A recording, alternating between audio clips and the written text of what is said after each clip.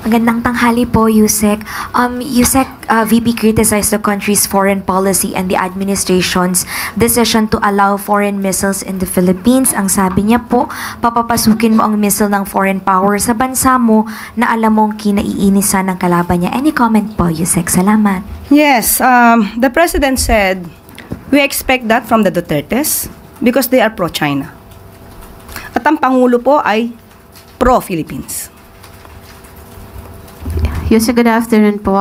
Bagaman mayroong mga pagbaba sa presyo ng langis ngayon na nabanggit ng DOE, mataas man o mababa po yung langis ay mataas pa rin ang presyo ng mga bilihin. Ano po yung mga specific na hakbang o direktiba ni Pangulong Ferdinand Marcos Jr.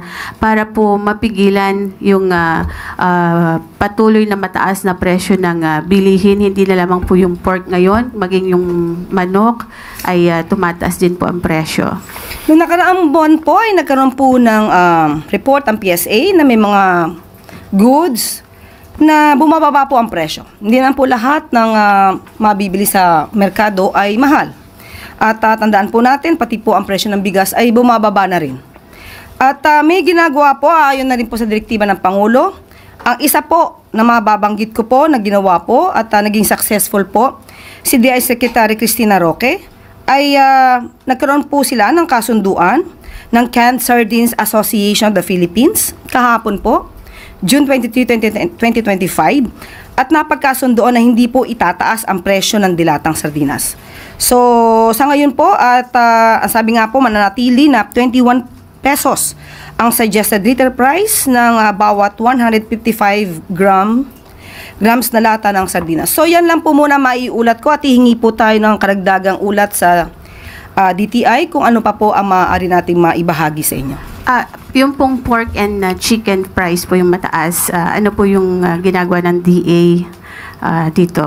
Napag-usapan na rin po natin dati yan at nasagot na po natin na medyo may tumataas nga po na presyo dahil sa kailangan po na magkaroon ng bakuna yung ibang mga baboy. At hihingin po ulit natin na ibang detalye kung ano po ngayon ang prevailing price sa market po ng baboy at ng manok. Pero wala pong ASF ngayon. I think hindi po yun ang main reason bakit tumataas po yung presyo ng baboy. Ang sinasabi po ng mga biyahero ay parang hindi po kontrolado ng DA yung presyo sa yung farm gate price. Yan. Okay po, tatanungin po natin si DA Secretary patungkol po dyan kung may katotohanan po ang report na yan. Bago po tayo magtapos, DBM, inaprubahan na ang additional 4,000 teaching jobs para sa taong 2025. Alinsunod sa direktiba ni Pangulong Marcos Jr. na palakasin pa ang suporta sa sektor ng edukasyon, inaprubahan na ng Department of Budget Management sa pangunguna ni Secretary Mina Pangandaman ang isa pang batch ng teaching positions para sa 2025. Aprobado na ang 4,000 new Teacher 1 positions na may salary grade 11. Ito ang second batch na kukumpleto sa 20,000 teaching jobs na hiniling ng DepEd sa administrasyon. Bukod pa rito, sa naunang inaprobahan ng DBM na 10,000 non-teaching positions para sa DepEd nitong April 2025 lamang. Patunay ito sa pagtutok ng administrasyon ni Pangulong Marcos Jr. sa pagsasaayos ng edukasyon or education sector sa bansa.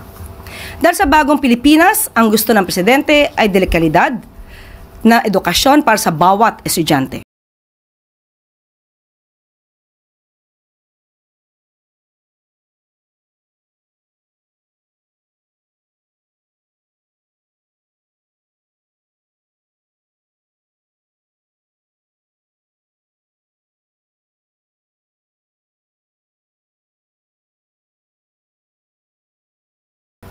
Aksyon, hindi bakasyon.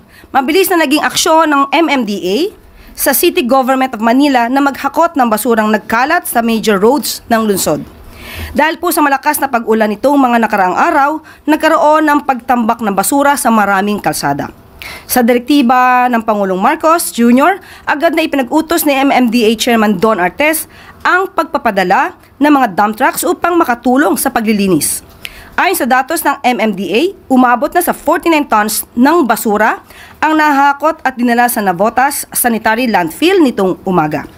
Patuloy po ang panawagan ng MMDA sa publiko na maging responsable sa pagtatapon ng basura upang maiwasan ang pagbabara ng mga drainage at kalsada, lalo na sa panahon ng tag-ulan.